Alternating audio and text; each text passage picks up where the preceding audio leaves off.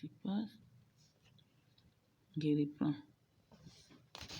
Bonjour, bonjour. On va parler tout à l'heure de l'élevage des huîtres. Mais avant de commencer, je vous encourage à ceux qui lisent mes vidéos d'abonner pour ne pas rater les autres vidéos qui viennent par la suite. Parce que notre rôle est de faire les vidéos pour aider les jeunes qui veulent se lancer dans quelque chose, d'avoir des idées pour faire une activité qui c'est parmi les activités qu'on lance. Certains peuvent vouloir se lancer là-dedans, comme par exemple l'ostéoculture, et c'est l'élevage des huîtres. On avait parlé des huîtres et pourquoi on doit les manger, parce que ça a beaucoup d'oligo-éléments et ça a beaucoup de vitamines. Donc c'est important pour le corps. Bon, pour alors manger les huîtres, il faut qu'il y ait les éleveurs qui en font et qui vendent pour que les gens aient accès à ça. Bon, l'élevage des huîtres consiste donc à fixer des petites huîtres sur les cordes de nylon de 3 à 4 mètres de long avec un peu de ciment. La durée moyenne d'élevage avant qu'une huître arrive à la finale à la maturité pour le commerce est de 3 à 4 ans. La première étape consiste à collecter les larves des huîtres fixées en cours de métamorphose dans les écloserets. On peut appeler ces larves naisins en élevage, en jargon des éleveurs. Beaucoup de larves s'appellent naisins. Il y a les larves des escargots, il y a les larves des guêpes, les larves des abeilles, les larves des huîtres. Tous ces produits-là, les larves s'appellent les naisins. Donc, c'est un nom qui est utilisé beaucoup dans les jargons de l'élevage pour désigner les larves. La deuxième étape consiste à faire le captage des petites huîtres en voie de développement. Un dans la mer ou en mer ou dans les eaux douces. On peut faire l'élevage des huîtres dans les eaux de mer comme dans les eaux douces. Dans l'arrondissement de Boutmakak, dans le département de Nyon-Ikele, il y a des rivières dans le village de Missé, précisément. Il y a une rivière appelée Lumbé qui regorge des huîtres. Une autre rivière de ce village appelée Libanais regorge d'une autre espèce de huîtres. Et il y a encore une rivière, un ruisseau qu'on appelait Mbous Lake, un autre Lebanyara aussi. Ces rivières et ces ruisseaux regorgent des huîtres. Mais seulement, les huîtres de Lumbé sont comme les huîtres de la mer. C'est la même espèce. Mais les gens de cette contrée ne savent pas qu'on en mange. Ils ne touchent pas. Pourtant, la rivière regorge des huîtres. Mais on en mange. Et par contre, les petits ruisseaux là qu'on appelle un bouslek, ils gorgent d'une autre espèce de huîtres qu'on appelle ambassa maou. Mais eux, ils en mangent parce qu'ils ont trouvé que les ancêtres en mangeaient depuis des générations. Maintenant, pour les huîtres qui ressemblent, qui sont de la même espèce que les huîtres de l'eau de mer, qui sont dans Lumbé, les gens n'en mangent pas par ignorance. Mais tout ça, c'est des huîtres. On peut aussi faire des écloserets à ce niveau. Il faut une formation. Dans chaque métier, il faut une formation. Les ostréiculteurs installent des collecteurs en mer ou dans les eaux des rivières dans lesquelles les larves vont venir se fixer et commencer leur développement.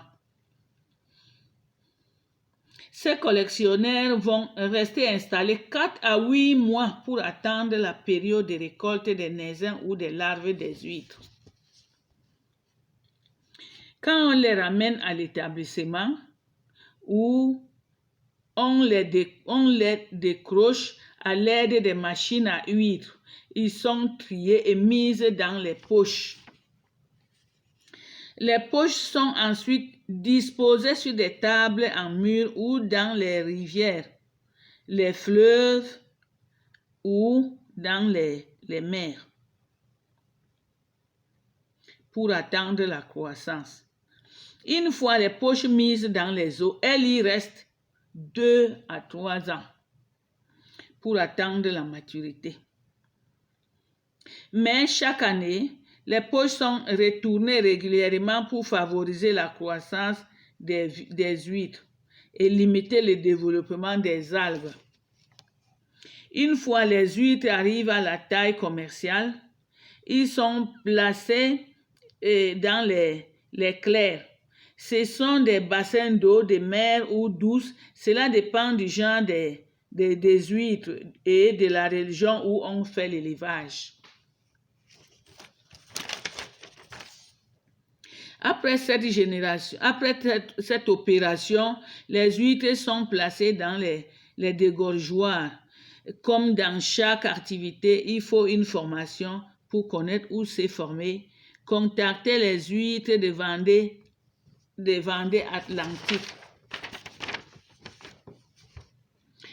La société là s'appelle la huître de Vendée Atlantique. C'est une société qui est à l'adresse suivante: une place des Trois Alexandres, 85 2030, Beauvoir-sur-Mer. Contact par mail, c'est contact@crcpdl.fr. Donc c'est en France. Et maintenant, il ne faut pas avoir peur que, peut-être qu'il faut toujours aller en France. Ça dépend des arrangements qu'on fait avec ces gens. Il y a souvent des formations qu'on fait maintenant par ordinateur. Et même ici en Europe maintenant, beaucoup d'écoles se font par ordinateur. Depuis que les confinements ont commencé, on fait l'école par ordinateur. Hein? Oui, par vidéo interposée. On appelle ça le Zoom. Maintenant, le contact téléphonique, c'est 0033 et 00332. Je vais dire 00332 51 68 77 25. Je reprends. Le contact téléphonique, c'est 00332 51 66 77 25. Donc, les jeunes qui sont dans les campagnes, pourquoi je parlais de ça? Parce que même dans les fins fonds des villages, maintenant, il y a Internet. Les gens suivent les vidéos. Les gens ont la capacité même d'apprendre des choses par Zoom.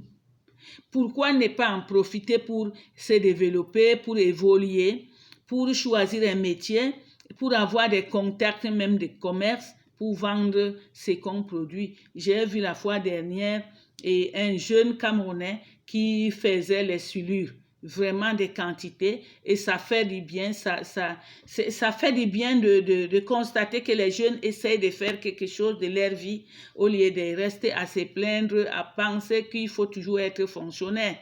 Être fonctionnaire, c'est pas le métier de tout le monde. On peut choisir d'en être et l'autre choisit de ne pas en être et travailler à son compte. Parce que travailler à son compte, tu as ton emploi du temps à toi.